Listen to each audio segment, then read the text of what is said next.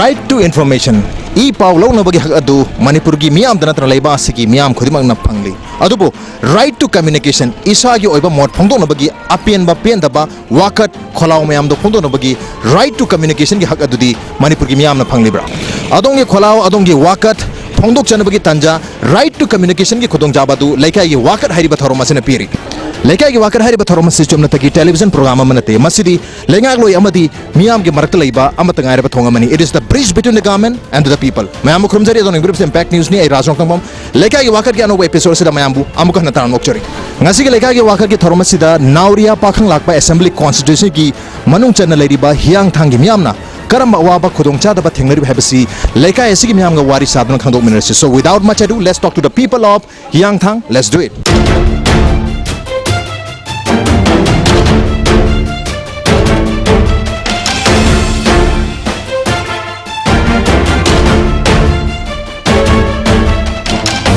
Ojik aina lepsari mafam masi hiang thangi KSYC Kamakhya Social Youth Club ki ground dani hojik mafam sida koi football ki tournament am su pangthol bani aduga mafam sida koi hal khara su lere han sing sida koi wari sara ga lekai gi ba kari kari awar palai khanjarge oja lekai sigi oina kari waka le en khanbi ge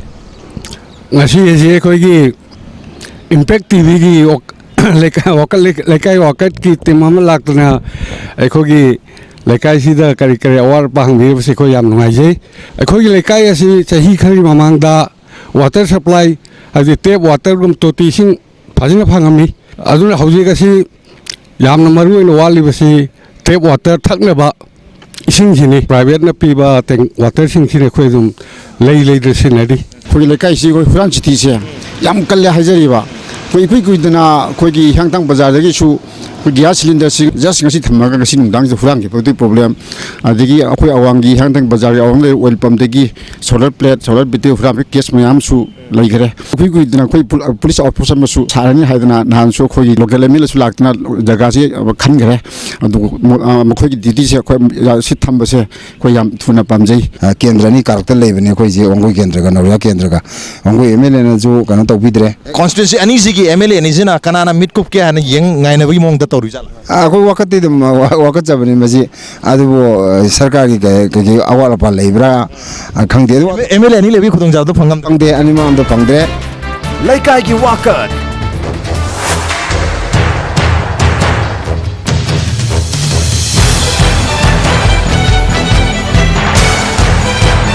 mang da koi nambul turel le re nambul turel gi koi condition si imphal manung da le ri ba condition du da gi thoidong na phaba kemta ude sidasu adumak matik chana yam sathina moli mafum sidasu paramaduna mafum asida turel ama cheli habagi khudong chabasi amor kai hundabadu hundok padagi hena kana phangde habagi mongni matadi akon khangpada lampak simakta da kana phi subi na pi mem laga akoi isaju masai iroidana ising yam phaba haidare ising phaba yam kana to boira me jukti hoi kumbada yam hangoiba mapanje kumba hangoiba hom oire namun turen si ising phange namun turen sengdok ke haiba taragadi government ki policy am su mathok tai adu hena maru ore badi turel si ki torman de riba miyo singa sina amashu toksin daba amorga toksin daba sini hena maru eri basi ado ko gi yamam su sports hinga si gi program dog dui si gi oir mane organizer oina ngasi gi sports bo kana ga tari ge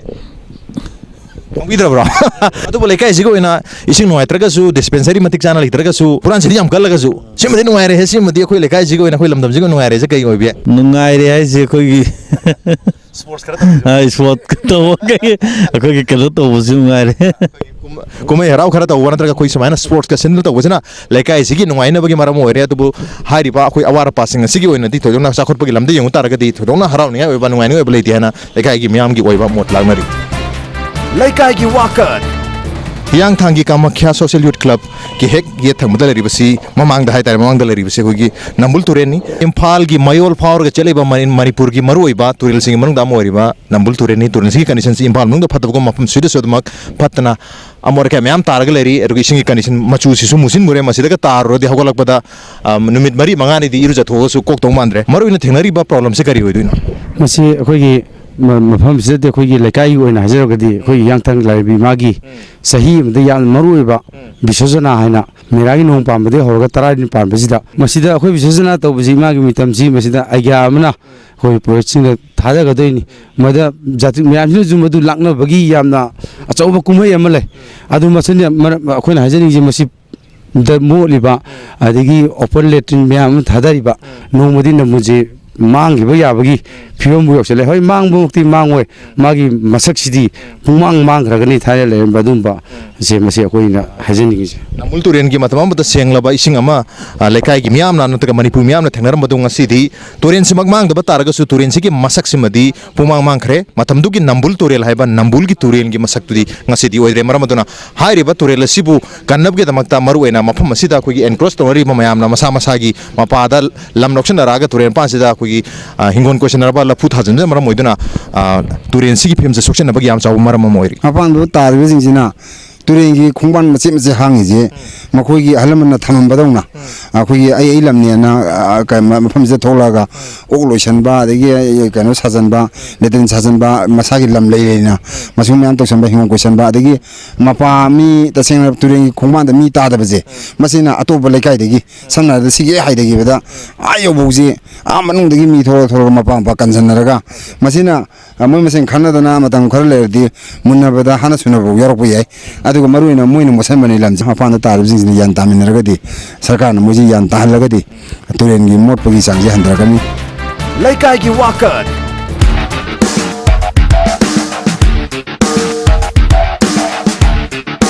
ꯍꯤꯌꯥꯡꯊꯥꯡꯒꯤ ꯂꯩꯀꯥꯏꯒꯤ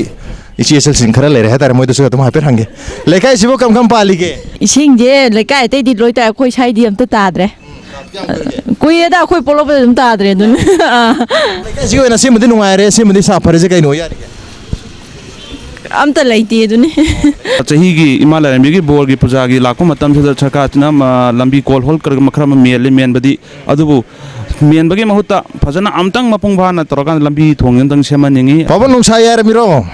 ꯅꯨꯡꯁꯥ ꯌꯥꯔꯝꯃꯤꯅꯤ ꯅꯨꯡꯁꯥ ꯌꯥꯔꯝꯃꯤꯅꯦ ꯂꯩꯀꯥꯏꯁꯤꯕꯨ ꯀꯔꯝ ꯄꯥꯜꯂꯤꯒꯦ ꯅꯨꯡꯉꯥꯏꯔꯤ ꯂꯩꯀꯥꯏꯁꯤꯕꯨ ꯋꯥꯀꯠ ꯀꯝꯇ ꯂꯩꯇ꯭ꯔꯕꯣ ꯊꯣꯏꯗꯣꯛꯄ ꯂꯩꯇꯦ ꯍꯧꯖꯤꯛꯃꯛꯇꯤ ꯂꯣꯏꯅꯃꯛ ꯐꯔꯕꯣ ꯂꯩꯀꯥꯏꯁꯤ ꯂꯣꯏ ꯐꯔꯦ ꯍꯥꯏ ꯌꯥꯔꯦ ꯍꯣꯏ ꯑꯋꯥꯠꯄ ꯍꯥꯏꯗꯤ ꯏꯁꯤꯡ ꯅꯨꯡꯁꯤꯡ ꯂꯝꯕꯤ ꯊꯣꯡ ꯃꯩ ꯂꯣꯏꯅ ꯑꯁ ꯃꯗꯨꯒꯤꯗꯤ ꯌꯥꯝ ꯋꯥꯠꯂꯤꯗ ꯃꯩ ꯃꯔꯥꯡ ꯀꯥꯏꯅ ꯐꯪꯗꯦ ꯏꯁꯤꯡꯗꯤ ꯑꯩꯈꯣꯏꯗꯤ ꯍꯧꯖꯤꯛꯐꯥꯎꯗ ꯏꯅꯪ ꯅꯪꯅ ꯇꯣꯇꯤ ꯏꯁꯤꯡ ꯊꯛ ꯐꯪꯗ꯭ꯔꯤꯌꯦ ꯍꯤꯌꯥꯡꯊꯥꯡꯁꯦ ꯋꯥꯇꯔ ꯁꯄ꯭ꯂꯥꯏ ꯀꯥꯏ ꯂꯩꯒꯦ ꯋꯥꯇꯔ ꯁꯄ꯭ꯂꯥꯏꯁꯤ ꯁꯤꯗꯒꯤ ꯅꯥꯔꯨꯡꯒꯤ ꯆꯤꯡꯖꯤꯟꯁꯤꯗ ꯂꯩ ꯍꯥꯏꯅ ꯇꯧꯏ ꯊꯥꯔꯛꯇꯦ ꯏꯁꯤꯡ ꯐꯪꯗꯕꯁꯨ ꯏꯁꯦ ꯑꯩꯈꯣꯏꯅ ꯈꯪꯉꯒ ꯇꯣꯇꯤ ꯏꯁꯤꯡ ꯊꯛꯇꯦ ꯍꯤꯌꯥꯡꯊꯥꯡꯒꯤ ꯖꯪꯁꯟꯅꯤ ꯁꯣꯝꯗ ꯂꯩꯕ ꯂꯝꯕꯤꯁꯤꯅ ꯑꯩꯈꯣꯏꯒꯤ ꯃꯌꯥꯏ ꯏꯝꯐꯥꯜ ꯆꯠꯈꯤꯕ ꯂꯝꯕꯤꯅꯤ ꯑꯗꯨꯒ ꯁꯤꯒꯤ ꯂꯝꯕꯤꯁꯤꯅ ꯑꯩꯈꯣꯏꯒꯤ ꯃꯌꯥꯏ ꯂꯝꯕꯤꯅꯤ ꯏꯝꯐꯥꯜ ꯌꯧꯈꯤꯗꯕ ꯂꯝꯕꯤꯅꯤ ꯑꯗꯨꯒ ꯖꯪꯁꯟꯁꯤꯒꯤ ꯍꯦꯛ ꯌꯦꯠꯇ ꯑꯩꯈꯣꯏꯒꯤ ꯍꯤꯌꯥꯡꯊꯥꯡꯒꯤ ꯀꯩꯊꯦꯜ ꯂꯩꯔꯦ ꯂꯥꯏꯔꯦꯝꯕꯤ ꯀꯩꯊꯦꯜꯁꯨ ꯂꯩꯔꯦ ꯑꯗꯨꯒ ꯀꯩꯊꯦꯜꯒꯤ ꯃꯐꯝꯁꯤꯗ ꯑꯩꯈꯣꯏ ꯗꯨꯀꯥꯟ ꯐꯝꯅꯕꯁꯨ ꯃꯌꯥꯝ ꯂꯩꯔꯤ ꯑꯗꯨꯒ ꯃꯐꯝ ꯑꯁꯤꯗ ꯍꯨꯔꯥꯟ ꯆꯤꯟꯊꯤ ꯇꯧꯈꯤꯕꯒꯤ ꯀꯦꯁ ꯌꯥꯝ ꯂꯩꯔꯦ ꯑꯁ ꯑꯩꯈꯣꯏꯒꯤꯗꯤ ꯃꯆꯤꯡ ꯈꯪꯗꯒꯩꯕꯨ ꯌꯥꯎꯈ꯭ꯔꯦ ꯏꯕꯨꯡꯉꯣ ꯑꯆꯧꯕ ꯈꯔ ꯆꯥꯎꯕꯁꯤꯡꯗ ꯍꯥꯏꯅꯤꯡꯉꯦꯕꯀꯣ ꯃꯆꯥꯗꯤ ꯉꯍꯥꯛ ꯂꯩꯇꯅ ꯆꯪꯉꯦ ꯗꯨꯀꯥꯟ ꯃꯆꯥ ꯈꯛ ꯇꯧꯕꯁꯤꯗ ꯍꯨꯔꯥꯟ ꯆꯤꯟꯊꯤꯁꯨ ꯌꯥꯝ ꯀꯜꯂꯦꯅ ꯇꯥꯖꯩ ꯂꯩꯀꯥꯏꯁꯦ ꯑꯁ ꯃꯗꯨꯗꯤ ꯇꯧꯏ ꯆꯨꯝꯃꯤ ꯅꯝꯕꯨꯜ ꯇꯨꯔꯦꯟꯁꯤꯒꯤ ꯇꯣꯔꯕꯥꯟꯁꯤꯗ ꯑꯗꯨꯒ ꯑꯩꯈꯣꯏ ꯀꯩꯊꯦꯜ ꯃꯌꯥꯁꯤꯗ ꯖꯪꯁꯟ ꯍꯥꯏꯕ ꯇꯥꯔꯦ ꯍꯤꯌꯥꯡꯊꯥꯡ ꯖꯪꯁꯟꯒꯤ ꯃꯌꯥꯁꯤꯗ ꯑꯩꯈꯣꯏ ꯗꯨꯀꯥꯟ ꯑꯃ ꯂꯩꯔꯦ ꯏꯁꯤꯡꯗꯤ ꯈꯔ ꯋꯥꯏ ꯃꯩꯒꯤꯗꯤ ꯈꯔ ꯋꯥꯏ ꯍꯥꯏꯁꯦ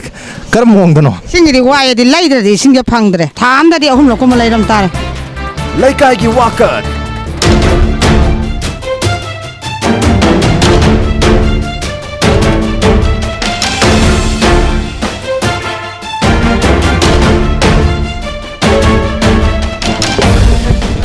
ꯑꯩꯈꯣꯏ ꯍꯤꯌꯥꯡꯊꯥꯡ ꯂꯥꯏꯔꯦꯝꯕꯤ ꯀꯩꯊꯦꯜꯅꯤ ꯃꯁꯤ ꯁꯪꯒꯥꯈꯤꯕ ꯀꯨꯏꯔ ꯃꯥꯜꯂꯦ ꯑꯗꯣ ꯀꯔꯝ ꯀꯥꯟꯗ ꯁꯪꯒꯥꯕꯅꯣ ꯃꯌꯦꯛꯁꯨ ꯃꯨꯠꯈ꯭ꯔꯦ ꯑꯗꯨꯕꯨ ꯀꯩꯊꯦꯜꯁꯤꯗ ꯄꯣꯠ ꯌꯣꯜꯂꯤꯕ ꯏꯃꯥ ꯏꯕꯦꯜꯁꯤꯡꯁꯤꯗ ꯋꯥꯔꯤ ꯁꯥꯔꯒ ꯈꯪꯃꯤꯟꯅꯔꯁꯤ ꯂꯩꯀꯥꯏꯁꯤ ꯀꯔꯝ ꯄꯥꯜꯂꯤ ꯀꯔꯤ ꯑꯋꯥꯠ ꯑꯄꯥ ꯂꯩꯔꯦ ꯀꯔꯤ ꯅꯨꯡꯉꯥꯏꯔꯒꯦ ꯁꯤ ꯂꯩꯀꯥꯏꯒꯤ ꯏꯃꯥ ꯏꯕꯦꯜꯁꯤꯡꯁꯤꯗꯒꯤ ꯃꯌꯦꯛ ꯁꯦꯡꯅ ꯈꯪꯃꯤꯟꯅꯔꯁꯤ ꯑꯌꯨꯛꯀꯤ ꯃꯇꯝꯅꯤꯅ ꯑꯩꯈꯣꯏ ꯄꯣꯠ ꯐꯝꯕ ꯏꯃꯥꯁꯤꯡꯁꯨ ꯌꯥꯝ ꯊꯣꯔꯛꯇ꯭ꯔꯤ ꯃꯥꯜꯂꯦ ꯏꯃꯥ ꯑꯩꯈꯣꯏ ꯀꯩꯊꯦꯜꯁꯤꯕꯨ ꯏꯃꯥ ꯑꯅꯤꯁꯤꯗꯪꯅ ꯐꯝꯕꯤꯕ꯭ꯔꯣ ꯌꯥꯝ ꯐꯝꯃꯤ ꯑꯗꯨꯝ ꯃꯤ ꯃꯩ ꯊꯣꯛꯅꯔꯛꯇ꯭ꯔꯤꯌꯦ ꯑꯩꯈꯣꯏꯁꯤ ꯏꯁꯤꯡ ꯋꯥꯏ ꯗꯥꯛꯇꯔ ꯂꯩꯇꯦ ꯁꯔꯀꯥꯔꯒꯤ ꯁꯥꯏꯠꯇꯒꯤ ꯄꯤꯗꯤꯑꯦꯁꯀꯤ ꯆꯦꯡ ꯆꯤꯅꯤ ꯀꯦꯔꯣꯁꯤꯟꯁꯦ ꯃꯃꯜ ꯍꯣꯡꯅ ꯐꯪꯍꯟꯕꯁꯦ ꯁꯤꯗꯤ ꯆꯥꯡ ナꯏꯅ ꯐꯪꯕꯤꯕ꯭ꯔꯥ ꯀꯃꯥꯏꯅ ꯇꯧꯔꯤꯒꯦ ꯀꯦꯔꯣꯁꯤꯟ ꯐꯪꯗ ꯀꯨꯏꯔꯦ ꯂꯤꯇꯔ 3 ꯐꯪꯕ ꯑꯗꯨꯃꯥꯏꯅ ꯐꯪꯉꯦꯕ ꯃꯉꯥ ꯐꯪꯕ ꯑꯃꯨꯛ ꯌꯥꯎꯗ꯭ꯔꯤꯕꯣ ꯀꯥꯠ ꯂꯩꯇꯦꯅ ꯄꯤꯗ꯭ꯔꯦ ꯃꯔꯛꯇ ꯑꯃꯨꯛꯃꯨꯛꯇꯤ ꯊꯨꯡꯉꯛꯑꯦꯕ 10 ꯇꯧꯔꯒ ꯀꯥꯠ ꯂꯩꯇꯦꯅ ꯑꯩꯈꯣꯏꯒꯤꯗꯤ ꯐꯪꯗ꯭ꯔꯦ ꯑꯗꯨꯒ ꯆꯥꯡ ꯅꯥꯏꯅ ꯄꯤꯕ ꯅꯠꯇꯦ ꯑꯩꯈꯣꯏꯒꯤ ꯈꯨꯟꯒꯤ ꯁꯨꯝ ꯌꯦꯡꯊꯣꯛꯑꯀꯥꯟꯗ ꯄꯤꯔꯛꯄ ꯀꯥꯔꯗ ꯂꯩꯇ꯭ꯔꯒꯁꯨ ꯑꯩꯈꯣꯏ ꯆꯦꯡꯒꯨꯝꯕ ꯂꯦꯝꯍꯧꯕ ꯂꯩꯔꯒꯗꯤ ꯀꯥꯔꯗ ꯂꯩꯖꯗꯕ ꯑꯩꯈꯣꯏꯒꯤ ꯌꯨꯝꯊꯣꯡꯁꯤꯡꯗꯁꯨ ꯆꯦꯡ ꯐꯪꯍꯟꯕꯒꯤ ꯅꯨꯡꯉꯥꯏꯕ ꯄꯥꯎ ꯑꯃꯗꯤ ꯑꯗꯨꯃꯛ ꯂꯩꯔꯤ ꯆꯥ ꯊꯛꯄ ꯀꯔꯤ ꯌꯥꯝ ꯃꯤꯗꯤ ꯂꯩꯕ ꯎꯔꯦ ꯑꯗꯨꯕꯨ ꯑꯩꯈꯣꯏ ꯀꯦꯃꯦꯔꯥ ꯎꯕꯗꯒꯤ ꯂꯩꯊꯣꯛꯅꯕꯁꯨ ꯃꯌꯥꯝ ꯑꯗꯨꯝ ꯌꯥꯎꯅꯔꯦ ꯍꯣꯏ ꯏꯁꯤꯡ ꯃꯥꯏꯁꯤꯡꯗꯤ ꯌꯥꯝ ꯋꯥꯏ ꯂꯩꯔꯒꯗ ꯁꯤꯖꯤꯟꯅꯩ ꯗꯤꯁꯄꯦꯟꯁꯔꯤꯁꯤꯗꯤ ꯀꯃꯥꯏꯅ ꯇꯧꯔꯤꯒꯦ ꯍꯣꯏ ꯑꯗꯨꯒꯗꯤ ꯈꯪꯗꯦꯗ ꯑꯩ ꯗꯣꯛꯇꯔ ꯂꯥꯛꯑꯕꯣ ꯗꯥꯛꯇꯔꯒ ꯂꯥꯛꯇꯦ ꯗꯣꯛꯇꯔ ꯃꯁꯛ ꯎꯗꯕ ꯀꯌꯥꯝ ꯀꯨꯏꯔꯒꯦ ꯁꯨꯡꯂꯥꯛ ꯂꯥꯛꯇꯦ ꯎꯗꯦ ꯑꯩꯈꯣꯏ ꯀꯩꯊꯦꯜ ꯃꯅꯨꯡꯁꯦ ꯃꯌꯥꯁꯦ ꯁ꯭ꯋꯥꯏꯗ ꯍꯨꯔꯥꯟꯁꯤꯗꯤ ꯌꯥꯝ ꯇꯧꯋꯦ ꯏꯃꯥ ꯍꯣꯏꯒꯤ ꯄꯣꯠ ꯀꯥꯗꯤ ꯍꯨꯔꯥꯟꯕ ꯌꯥꯎꯗ꯭ꯔꯣ ꯑꯗꯨꯒꯤꯗꯤ ꯇꯧꯏ ꯕꯂꯞ ꯈꯤꯇꯪ ꯉꯥꯟꯕ ꯑꯩꯈꯣꯏꯅ ꯃꯤꯠ ꯅꯥ ꯎꯅꯅꯕ ꯍꯥꯏꯅ ꯈꯔ ꯉꯥꯜꯂ ꯊꯝꯃꯤ ꯍꯦꯛꯇ ꯂꯩꯔꯝꯗꯦ ꯑꯗꯩꯗꯒꯤ ꯃꯤ ꯑꯃꯅ ꯂꯩꯕꯤꯔꯛꯑꯦ ꯊꯥꯜꯂꯨ ꯏꯃꯥ ꯍꯣꯏꯒꯤ ꯁꯤ ꯅꯨꯡꯉꯥꯏꯅꯕ ꯇꯧꯔ ꯉꯁꯤ ꯊꯥꯜꯂꯝꯃꯦ ꯍꯌꯦꯡ ꯂꯩꯔꯝꯗꯦ ꯍꯨꯔꯥꯟꯕꯩ ꯖꯥꯇꯤ ꯃꯨꯁꯂꯤꯝ ꯅꯨꯄꯤ ꯑꯃꯁꯨ ꯁꯤꯗꯩꯁꯤꯗ ꯃꯩꯇꯩ ꯃꯔꯛꯁꯦ ꯐꯝꯃꯤꯟꯅꯔꯦ ꯑꯗꯩ ꯃꯆꯥ ꯃꯁꯨ ꯃꯋꯥꯁꯨ ꯂꯩꯇ꯭ꯔꯦ ꯃꯆꯥ ꯑꯅꯤ ꯊꯥꯏ ꯑꯗꯨꯁꯨ ꯍꯥꯠꯇꯣꯛꯄꯤꯈ꯭ꯔꯦ ꯁꯦꯔꯥ ꯈꯥꯇꯨꯟꯒꯤ ꯀꯦꯁꯅꯤ ꯁꯦꯔꯥ ꯈꯥꯇꯨꯟꯒꯤ ꯀꯦꯁꯅꯤ ꯑꯩꯈꯣꯏꯁꯨ ꯑꯗꯨꯁꯨ ꯅꯨꯡꯉꯥꯏꯖꯗꯦꯀꯣ ꯁꯦꯔꯥ ꯈꯥꯇꯨꯟ ꯍꯥꯏꯔꯤꯕ ꯏꯃꯥꯁꯤ ꯁꯤꯗꯩꯗ ꯄꯣꯠ ꯌꯣꯜꯂꯝꯕꯅꯦ ꯁꯤꯗ ꯌꯣꯟꯕꯅꯦ ꯃꯥꯏ ꯑꯗꯩꯗ 2014ꯗ ꯑꯩꯈꯣꯏ ꯅꯝꯕꯨꯜ ꯇꯨꯔꯦꯟꯗ ꯑꯩꯈꯣꯏꯒꯤ ꯁꯦꯔꯥ ꯈꯥꯇꯨꯟ ꯍꯥꯏꯕ ꯑꯩꯈꯣꯏ ꯏꯃꯥ ꯑꯃ ꯁꯤꯔꯒ ꯂꯩꯔꯝꯃꯦ ꯍꯥꯏꯕꯗꯨ ꯃꯥꯒꯤ ꯄꯣꯠ ꯐꯝꯐꯝꯁꯦ ꯃꯐꯝꯁꯤꯗꯅꯤ ꯃꯐꯝꯁꯤꯗ ꯄꯣꯠ ꯌꯣꯜꯂꯒ ꯍꯟꯈꯤꯕꯗꯅꯤ ꯍꯥꯏꯔꯤꯕ ꯑꯩꯈꯣꯏꯒꯤ ꯃꯤꯍꯥꯠ ꯍꯥꯏꯗꯤ ꯃꯤꯁꯤꯒꯤ ꯊꯧꯗꯣꯛ ꯊꯣꯛꯈꯤꯕꯁꯤ ꯂꯩꯀꯥꯏꯒꯤ ꯋꯥꯀꯠ PDSꯀꯤ ꯆꯦꯡ ꯆꯤꯅꯤ ꯀꯦꯔꯣꯁꯤꯟ ꯃꯃꯜ ꯍꯣꯡꯅ ꯐꯪꯕꯗꯣ ꯂꯧꯕꯤꯕ꯭ꯔꯣ ꯂꯥꯛꯇ꯭ꯔꯦ ꯂꯧꯗ꯭ꯔꯦ ꯑꯩꯈꯣꯏ ꯆꯍꯤꯕꯨ ꯐꯥꯔꯦ ꯆꯦꯡꯁꯤ ꯁꯨꯡ ꯂꯧꯗ꯭ꯔꯕꯣ ꯆꯦꯡꯁꯨ ꯂꯧꯗꯦ ꯑꯩꯈꯣꯏ ꯆꯦꯡ ꯆꯤꯅꯤꯁꯨ ꯀꯥꯠ ꯄꯥꯏꯗꯕꯅꯤꯅ ꯄꯤꯗꯦ ꯄꯥꯏꯗꯦꯁꯤꯕꯨ ꯀꯩꯒꯤꯅꯣ ꯀꯥꯠꯁꯦ ꯀꯥꯠ ꯁꯦꯝꯕꯤꯗ꯭ꯔꯦ ꯑꯗꯩꯗꯤ ꯁꯦꯝꯕꯤꯌꯨ ꯍꯥꯏꯔꯦ ꯃꯣꯏ ꯁꯦꯝꯗꯦ MLAꯗꯁꯨ ꯌꯧꯔꯕꯅꯦ ꯑꯗꯣ ꯃꯣꯏ ꯂꯣꯏꯗ꯭ꯔꯤꯅ ꯁꯦꯝꯕ ꯂꯣꯏꯗꯦꯀꯣ ꯂꯣꯏꯗ꯭ꯔꯤ ꯍꯥꯏꯔꯤꯁꯦ ꯀꯌꯥꯝ ꯀꯨꯏꯔꯒꯦ ꯐꯅ ꯀꯨꯏꯔꯦ ꯅꯣꯡꯃꯩ ꯍꯥꯏꯕꯗꯣ ꯅꯣꯡꯃꯩ ꯄꯥꯟ ꯁꯤꯗꯣꯔꯦ ꯑꯗꯨ ꯇꯧꯗ꯭ꯔꯣ ꯁꯤꯗꯣ ꯇꯧꯔꯦ ꯏꯁꯤꯡꯁꯦ ꯂꯣꯏ ꯂꯩꯔꯁꯤꯅꯦ ꯍꯧꯖꯤꯛꯇꯤ ꯇꯣꯇꯤ ꯏꯁꯤꯡ ꯐꯪꯗꯕꯅꯤꯅ ꯆꯍꯤ 10ꯃꯨꯛꯀꯤ ꯃꯃꯥꯡꯗ ꯐꯪꯗ꯭ꯔꯤ ꯃꯩꯁꯤ ꯆꯥꯡ ꯅꯥꯏꯕꯤꯔꯕ꯭ꯔꯣ ꯃꯩꯗꯤ ꯆꯥꯡ ꯅꯥꯏꯗ꯭ꯔꯦꯗ ꯌꯥꯝꯅ ꯃꯅꯤꯄꯨꯔꯁꯦ ꯃꯩꯁꯦ ꯈꯔ ꯆꯥꯡ ꯅꯥꯏꯔꯦꯅ ꯇꯥꯖꯩꯗ ꯍꯟꯗꯛ ꯑꯩꯈꯣꯏ ꯁꯣꯝꯗꯤ ꯀꯥ ꯍꯦꯟꯅ ꯅꯥꯏꯗꯦꯗ ꯑꯗꯩꯗꯤ ꯃꯩꯁꯨ ꯆꯥꯡ ナꯏꯅ ꯂꯥꯛꯇꯕꯅꯤ ꯍꯟꯗꯛꯇꯤ ꯉꯁꯤ ꯅꯣꯡ ꯅꯤꯅꯤꯁꯦ ꯈꯔ ꯑꯃꯨꯛ ꯅꯨꯡꯉꯥꯏ ꯃꯩꯗꯤ ꯌꯥꯝ ꯅꯨꯡꯉꯥꯏꯔꯕ ꯃꯅꯤꯄꯨꯔꯁꯦ ꯃꯩ ꯌꯥꯝ ꯅꯨꯡꯉꯥꯏꯔꯦꯅ ꯇꯥꯖꯩ ꯃꯩꯗꯤ ꯅꯨꯡꯉꯥꯏꯔꯦ ꯃꯩꯗꯤ ꯁꯨꯡꯃꯨꯠ ꯃꯨꯠꯇ꯭ꯔꯦ ꯃꯁꯤꯗꯤ ꯕ꯭ꯔꯦꯀꯤꯡ ꯅ꯭ꯌꯨꯁ ꯇꯥꯔꯦ ꯃꯩ ꯁꯨꯡꯃꯨꯠ ꯃꯨꯠꯇ꯭ꯔꯒ ꯃꯩꯗꯤ ꯌꯥꯝ ꯅꯨꯡꯉꯥꯏꯔꯦ ꯃꯩꯗꯤ ꯁꯨꯡꯃꯨꯠ ꯃꯨꯠꯇ꯭ꯔꯦ ꯀꯁꯅꯥ ꯊꯤꯗꯕꯅꯤꯅ ꯋꯥꯠꯄꯅꯤ ꯑꯗꯣ ꯑꯩꯈꯣꯏꯅ ꯀꯁꯅꯥ ꯊꯤꯗꯣꯛꯑꯗꯤ ꯃꯩ ꯑꯗꯨꯝ ꯅꯨꯡꯉꯥꯏꯅꯤ ꯑꯗꯣ ꯑꯩꯈꯣꯏ ꯃꯤꯉꯣꯟꯗ ꯁꯥꯎꯅꯤꯡꯉꯥꯏ ꯗꯔꯀꯥꯔ ꯑꯣꯏꯗꯦ ꯏꯃꯥꯒꯤ ꯋꯥꯈꯜꯂꯣꯟꯁꯦ ꯁꯦꯂꯦꯛ ꯇꯧꯅꯤꯡꯉꯤ ꯃꯅꯤꯄꯨꯔꯒꯤ ꯌꯨꯝꯊꯣꯡ ꯈꯨꯗꯤꯡꯃꯛꯅ ꯃꯤꯑꯣꯏ ꯈꯨꯗꯤꯡꯃꯛꯅ ꯁꯤꯒꯤ ꯋꯥꯈꯜꯁꯦ ꯂꯩꯔ ꯃꯇꯝꯗ ꯃꯅꯤꯄꯨꯔꯗ ꯃꯩ ꯆꯥꯡ ꯅꯥꯏꯔꯛꯄ ꯌꯥꯏ ꯃꯇꯝꯗꯨꯗ ꯃꯩ ꯆꯥꯡ ꯅꯥꯏꯔꯛꯇꯕ ꯇꯥꯔꯒꯗꯤ ꯄꯕ꯭ꯂꯤꯛꯅ ꯁꯥꯎꯕꯗ ꯃꯔꯝ ꯆꯥꯏ ꯍꯥꯏꯅꯤꯡꯉꯤ ꯑꯗꯨꯅꯤ ꯑꯩꯈꯣꯏꯅ ꯃꯇꯝ ꯆꯥꯅ ꯀꯁꯅꯥ ꯃꯣꯏꯅꯁꯨ ꯀꯁꯅꯥꯁꯦ ꯃꯇꯝ ꯆꯥꯅ ꯂꯧ ꯂꯥꯛꯄꯤꯔꯗꯤ ꯐꯒꯗꯧꯕ ꯌꯥꯝꯗ꯭ꯔꯤꯉꯩꯗ ꯌꯥꯝꯃꯛꯑꯀꯥꯟꯗꯗꯤ ꯀꯁꯅꯥ ꯍꯥꯏꯕꯗꯨꯗꯤ ꯂꯥꯏꯔꯕꯅꯤꯅ ꯑꯩꯈꯣꯏꯗꯤ ꯃꯌꯥꯝꯗꯨꯗꯤ ꯄꯨꯈꯠ ꯉꯝꯗꯦ ꯊꯥꯒꯤ ꯑꯣꯏꯅ ꯀꯁꯅꯥ ꯇꯣꯜꯂꯤꯕ ꯈꯣꯠꯂꯤꯕꯁꯦ ꯂꯥꯛꯄꯤꯔꯕꯣꯏꯗꯤ ꯃꯩꯒꯤ ꯂꯃꯜ ꯍꯥꯏꯕꯗꯣ ꯇꯣꯜꯂꯣꯏ ꯑꯩꯈꯣꯏꯗꯤ ꯑꯍꯜ ꯑꯣꯏꯔꯕꯅꯤꯅ ꯃꯩ ꯉꯥꯜꯂ ꯅꯨꯡꯉꯥꯏ ꯀꯩꯊꯦꯜ ꯁꯪꯁꯦ ꯑꯃꯁꯨ ꯐꯝꯃꯤꯟꯅꯕꯗ ꯀꯩꯊꯦꯜ ꯁꯪꯁꯦ khara ꯐꯖꯗꯅ khara ꯁꯦꯝꯖꯟ ꯁꯥꯖꯟꯕꯁꯦ ꯌꯥꯝ ꯄꯥꯝꯃꯤ ꯑꯗꯨ khara ꯂꯩꯔꯤꯁꯤꯗ ꯑꯩꯈꯣꯏ ꯆꯟꯅꯅꯕ ꯐꯝꯅꯕ ꯍꯣꯠꯅꯩ ꯀꯩꯊꯦꯜꯁꯤꯒꯤ ꯃꯅꯥꯛꯁꯤꯗ ꯆꯪꯉꯤꯕ ꯂꯩꯔꯛꯁꯤꯗꯅꯤ ꯆꯪꯉ ꯑꯩꯈꯣꯏꯒꯤ ꯃꯌꯥꯝꯅ ꯕꯣꯔ ꯈꯣꯏꯔꯝꯕ ꯂꯥꯏꯔꯦꯝꯕꯤ ꯏꯃꯥ ꯈꯣꯏꯔꯝꯕꯅ ꯆꯪꯅꯔꯤꯁꯤ ꯃꯁꯤ ꯂꯝꯕꯤꯁꯤꯗꯅꯤ ꯁꯤꯗꯒꯤ ꯈꯣꯡꯀꯥꯞ 200 ꯃꯨꯛ ꯆꯠꯂꯒ ꯂꯩꯔꯦ ꯏꯃꯥ ꯂꯥꯏꯔꯦꯝꯕꯤꯒꯤ ꯁꯪꯂꯦꯟꯁꯨ ꯑꯗꯨꯒ ꯁꯪꯂꯦꯟꯁꯤ ꯌꯧꯗ꯭ꯔꯤꯉꯩꯗ ꯌꯥꯝꯅ ꯃꯔꯨꯑꯣꯏꯕ ꯃꯐꯝ ꯑꯃ ꯑꯣꯏꯔꯤꯕꯁꯤ ꯑꯩꯈꯣꯏꯒꯤ ꯍꯤꯌꯥꯡꯊꯥꯡꯒꯤ ꯂꯥꯏꯔꯦꯝꯕꯤ ꯀꯩꯊꯦꯜꯁꯤꯅꯤ ꯃꯔꯝ ꯑꯗꯨꯅ ꯀꯩꯊꯦꯜꯒꯤ ꯀꯟꯗꯤꯁꯟꯁꯤ ꯈꯤꯇꯪ ꯏꯝꯄ꯭ꯔꯨꯚ ꯇꯧꯕ ꯑꯗꯨꯅ ꯃꯤꯅ ꯍꯦꯛ ꯌꯦꯡꯕꯗ ꯃꯑꯣꯡ ꯃꯔꯤꯟ ꯇꯥꯕ ꯐꯖꯕ ꯑꯦꯔꯦꯟꯖꯃꯦꯟ ꯑꯃ ꯑꯊꯨꯕ ꯃꯇꯝꯗ ꯃꯔꯤ ꯂꯩꯅꯕꯅ ꯌꯦꯡꯁꯤꯟꯕꯤꯕ ꯇꯧꯕꯤꯕꯗꯨꯅꯤ ꯑꯩꯈꯣꯏ ꯏꯃꯥ ꯏꯕꯦꯟꯁꯤꯡꯁꯤꯅ ꯄꯥꯝꯃꯤꯕꯁꯤ ꯂꯩꯀꯥꯏꯒꯤ ꯋꯥꯀꯠ ꯍꯤꯌꯥꯡꯊꯥꯡꯒꯤ ꯃꯤꯌꯥꯝꯅ ꯑꯩꯈꯣꯏꯒꯤ PDSꯀꯤ ꯆꯦꯡ ꯆꯤꯅꯤ ꯀꯦꯔꯣꯁꯤꯟꯁꯤ ꯃꯇꯝ ꯆꯥꯅ ꯐꯪꯗꯦ ꯈꯔ ꯑꯃꯒꯗꯤ ꯀꯥꯔꯠꯁꯨ ꯁꯥꯕꯤꯗꯦ ꯆꯦꯡꯁꯨ ꯐꯪꯗ꯭ꯔꯦ ꯀꯦꯔꯣꯁꯤꯟꯁꯨ ꯐꯪꯗ꯭ꯔꯦ ꯀꯦꯔꯣꯁꯤꯟꯁꯤ ꯌꯥꯝ ꯁꯥꯡꯅ ꯆꯍꯤ ꯑꯃꯗ ꯑꯃꯨꯔꯛ ꯅꯠꯇ꯭ꯔꯒ ꯑꯅꯤꯔꯛ ꯍꯦꯟꯅ ꯐꯪꯗꯦꯅ ꯃꯔꯥꯜ ꯁꯤꯔꯛꯂꯤ ꯑꯗꯨꯕꯨ ꯑꯩꯈꯣꯏꯒꯤ ꯆꯦꯡ ꯆꯤꯅꯤ ꯀꯦꯔꯣꯁꯤꯟ ꯌꯦꯡꯂꯤꯕ ꯑꯩꯈꯣꯏꯒꯤ ꯑꯦꯖꯦꯟꯁꯤꯡꯁꯤꯅ ꯀꯔꯝꯕ ꯃꯈꯜꯒꯤ ꯈꯨꯗꯣꯡꯆꯥꯗꯕ ꯊꯦꯡꯅꯔꯤꯕꯒꯦ ꯀꯔꯤ ꯃꯔꯝꯒꯤꯅꯣ ꯃꯤꯌꯥꯝꯗ ꯆꯦꯡ ꯆꯤꯅꯤ ꯀꯦꯔꯣꯁꯤꯟ PDSꯀꯤ ꯑꯩꯈꯣꯏꯒꯤ ꯍꯛꯁꯤꯡꯁꯤ ꯃꯇꯝ ꯆꯥꯅ ꯁꯨꯅ ꯄꯤꯕ ꯉꯝꯗ꯭ꯔꯤꯕꯁꯤ ꯁꯤꯒꯤ ꯃꯔꯨꯑꯣꯏꯕ ꯆꯞ ꯆꯥꯕ ꯋꯥꯐꯝꯗꯤ ꯈꯪꯗꯦ ꯑꯗꯨꯕꯨ ꯊꯣꯏꯗꯣꯛꯄ ꯑꯩꯈꯣꯏꯒꯤ ꯀꯦꯟꯗ꯭ꯔꯒꯤ ꯑꯣꯏꯅꯗꯤ ꯑꯩꯈꯣꯏꯒꯤ ꯀꯦꯔꯣꯁꯤꯟ ꯂꯧꯕꯁꯤ MLAꯒꯤ ꯑꯣꯐꯤꯁꯇꯒꯤ ꯂꯧꯋꯦ ꯍꯥꯏꯖꯕ ꯇꯥꯔꯦ ꯃꯥꯒꯤ ꯍꯦꯛ ꯔꯦꯁꯤꯗꯦꯟꯁꯀꯤ ꯑꯣꯄꯣꯖꯤꯠꯇ ꯒꯣꯗꯥꯎꯟ ꯑꯃ ꯂꯩ ꯑꯗꯨꯗ ꯇꯦꯡꯀꯔꯁꯤ ꯂꯥꯛꯑꯀꯥꯟꯗ ꯑꯗꯨꯗꯒꯤ ꯃꯥꯅ ꯁꯄ꯭ꯂꯥꯏ ꯇꯧꯋꯤ ꯑꯗꯣ ꯑꯩꯈꯣꯏꯒꯤ ꯑꯦꯛꯖꯦꯛ ꯃꯥꯒꯤ ꯃꯇꯝ ꯁꯦꯗꯨꯜ ꯑꯃ ꯂꯩꯇꯕꯁꯦ ꯁꯤꯁꯤꯅ ꯑꯩꯈꯣꯏꯒꯤ ꯑꯦꯖꯦꯟꯇ ꯌꯥꯝ ꯋꯥꯍꯟꯕ ꯑꯃ ꯑꯣꯏ ꯆꯍꯤ ꯑꯃ ꯂꯩꯅꯤ ꯍꯥꯏꯔꯒꯁꯨ ꯆꯞ ꯆꯥꯕ ꯁꯦꯗꯨꯜꯗꯨ ꯂꯣꯏꯔꯒꯗꯤ ꯑꯩꯈꯣꯏ ꯑꯦꯖꯦꯟꯒꯩꯅ ꯆꯠꯂꯒ ꯂꯧꯔꯨꯕ ꯌꯥꯕ ꯑꯗꯨꯁꯨ ꯅꯠꯇꯕꯅꯤꯅ ꯃꯥꯒꯤ ꯆꯞ ꯆꯥꯕ ꯑꯦꯄ꯭ꯔꯣꯄ꯭ꯔꯤꯌꯦꯠ ꯇꯥꯏꯝ ꯑꯃ ꯂꯩꯇꯕꯅꯤ나 ꯈꯨꯗꯛꯇ ꯅꯨꯃꯤꯠ ꯅꯤꯅꯤ ꯈꯛꯇꯪ ꯃꯥ ꯇꯦꯡꯀꯤꯁꯤ ꯈꯥꯝꯃꯀꯥꯟꯗ ꯇꯦꯡꯁꯦ ꯈꯥꯝꯃꯀꯥꯟꯗ ꯂꯧꯔꯨ ꯂꯥꯛꯑꯣ ꯍꯥꯏꯕꯁꯦ ꯑꯩꯈꯣꯏꯗ ꯆꯞ ꯆꯥꯅ ꯄꯥꯎ ꯏꯟꯐꯣꯔꯝ ꯇꯧꯗꯕ ꯃꯇꯥꯡ ꯌꯥꯎꯕꯁꯦ ꯑꯩꯈꯣꯏꯅ ꯆꯠꯂꯨꯔꯀꯥꯟꯗ ꯇꯦꯡꯀꯤ ꯆꯠꯈ꯭ꯔꯦ ꯑꯗꯨꯗꯨꯅ ꯂꯧꯕ ꯆꯠꯊꯣꯛꯈ꯭ꯔꯕꯅꯤꯅ ꯑꯩꯈꯣꯏꯗ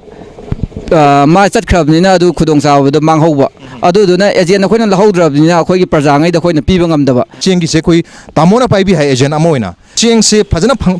ꯐꯪꯍꯟꯕ ꯉꯝꯗ꯭ꯔꯤꯁꯦ ꯄ꯭ꯔꯖꯥꯗ ꯀꯔꯤ ꯃꯔꯨꯑꯣꯏꯕ ꯑꯆꯧꯕ ꯃꯔꯝꯁꯦ ꯑꯣꯏꯗꯣꯏꯅꯣ ꯑꯆꯧꯕ ꯃꯔꯝꯁꯤꯗꯤ ꯑꯩꯈꯣꯏꯒꯤ mathakdagi sarkarna pibirakta hai tare aduga piraga jo ngasai KOL gi hai du chamane piraga jo moina chengje moina mi maming am pire moina sigak piona laikai de di pulam ko khangna jana pulam le mina banina amai pira mai pi de ya da bi kenom lek lakpa aduna akoina bulb ki wena yanaraga apang masingje akoina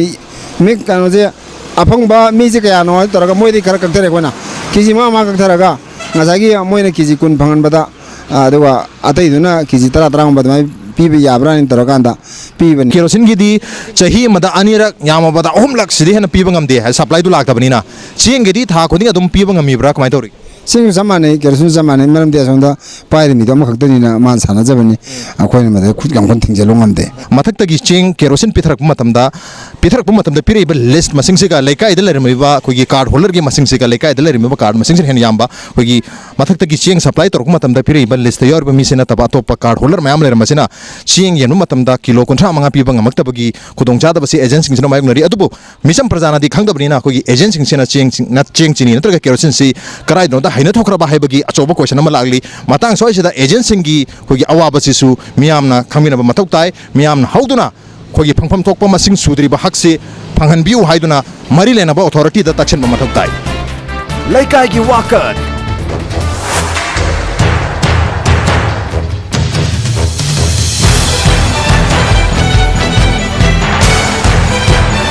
yang thang kaithel lagi khongkap tara muk chalaga leiba khogi primary school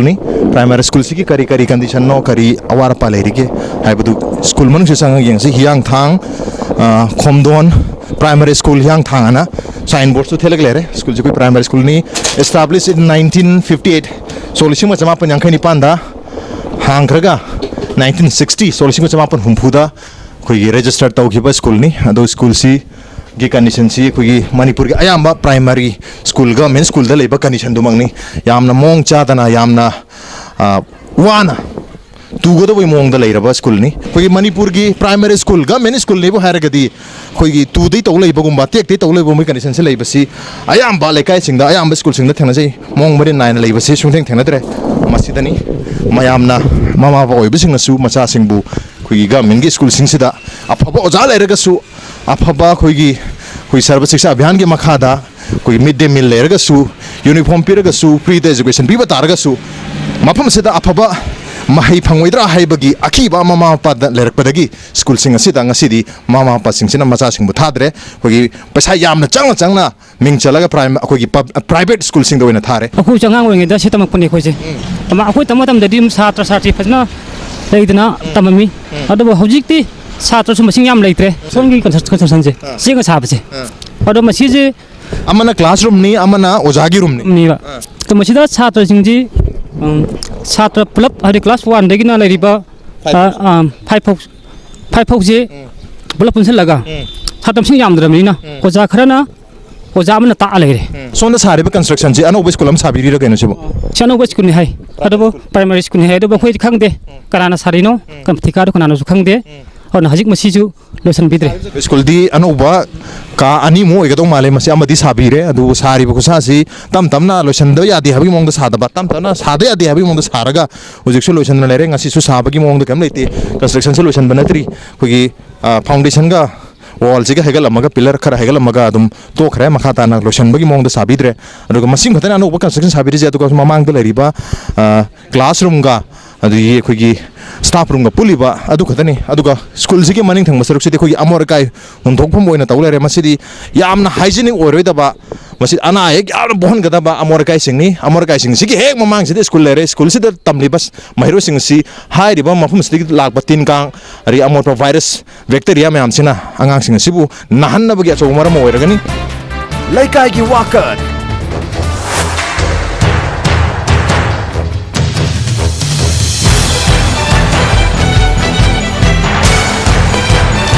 yang thangi mari phang badagi mama londa kakhalaga hogi haibokching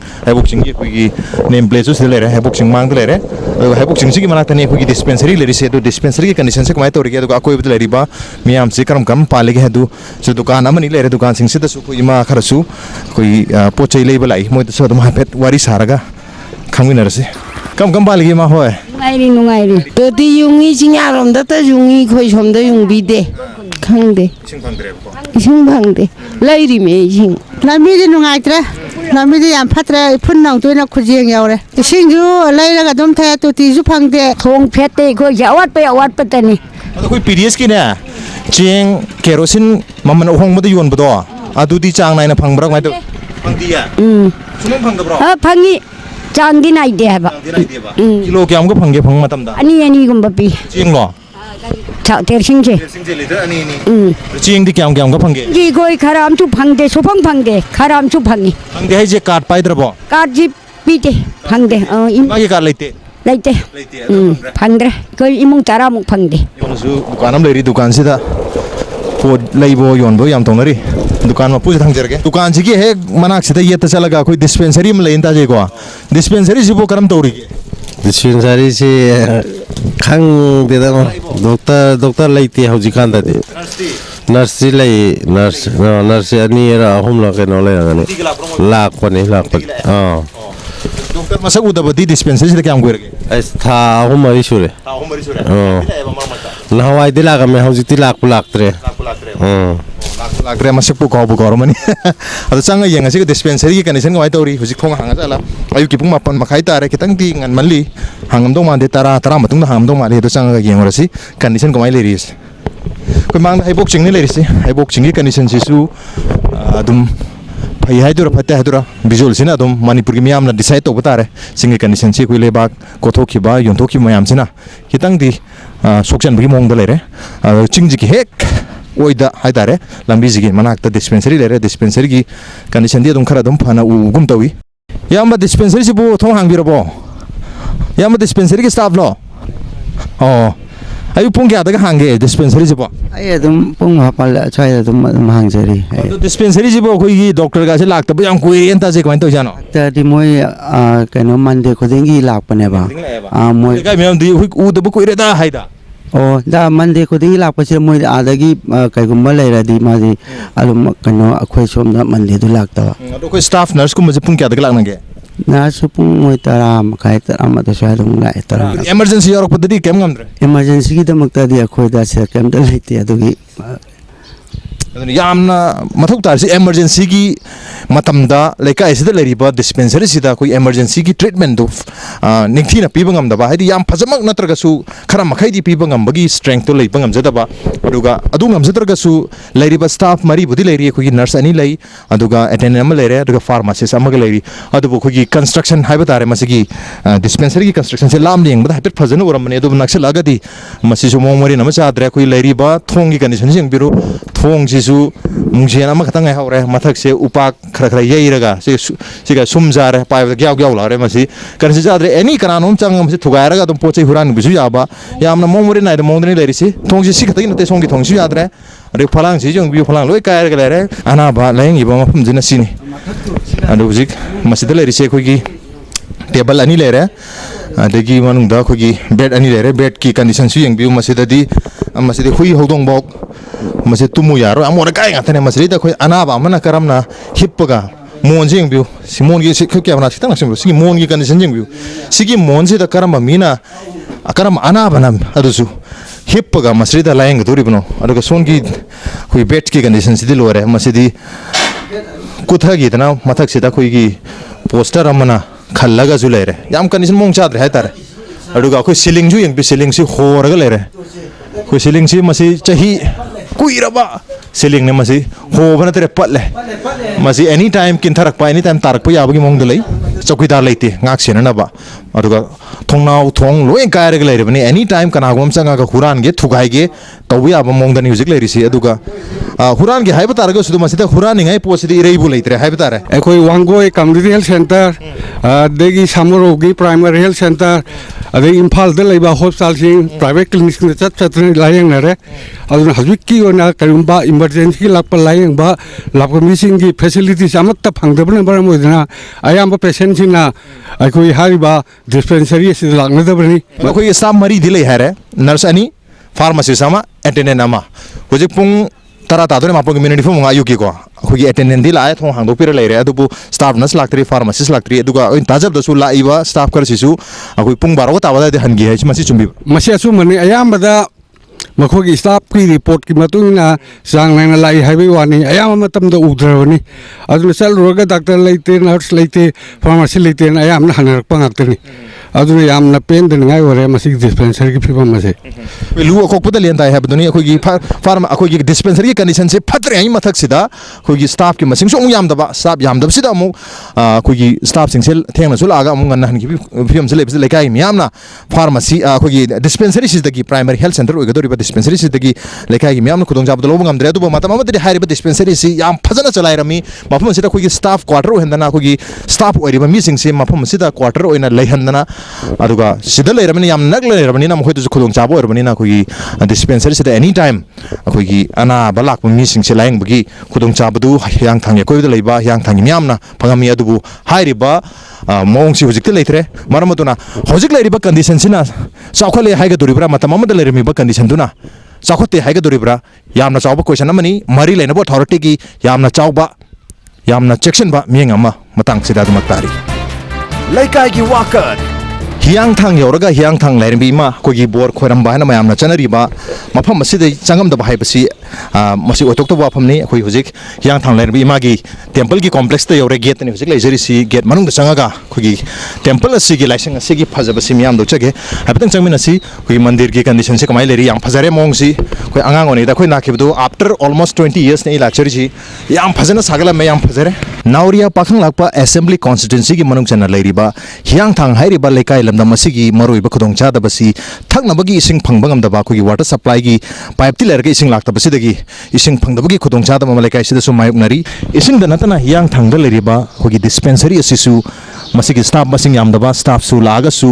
thengna lakba duga ngan han kheba aduga dispensary gi condition asi yam na mong cha da mong da lei basi su amani lorena hiang thang da huran jindagi yam na chawba khudong cha da ba ma thengnari basu ko hanab ge da makta police ki outpost ama sani hari basi atuba matam da san basi ni lekai imam na pamle basi masini ngasi gi lekai wakat gi tharom ngasi gi episode asi karam to bage natraga adom su adom ge lekai su lekai gi wakat hari tharom se da saru ga bin ba targa de ko de mail thabir bi agani ko gi mail id di impacttvnews@gmail.com natraga ko gi facebook page www.facebook.com/impactvmanipur da join to berga comment amadi feedback thabir bi agani ngasi gi onde lekai gi wakat gi tharom se matang sa solution jarage mathang gi chayol da anoba episode amag lonana anoba lekai ama purna chage till then keep watching impact news keep watching lekai gi wakat hiang thang lain bi mana manipur gi miam bu chamri bosan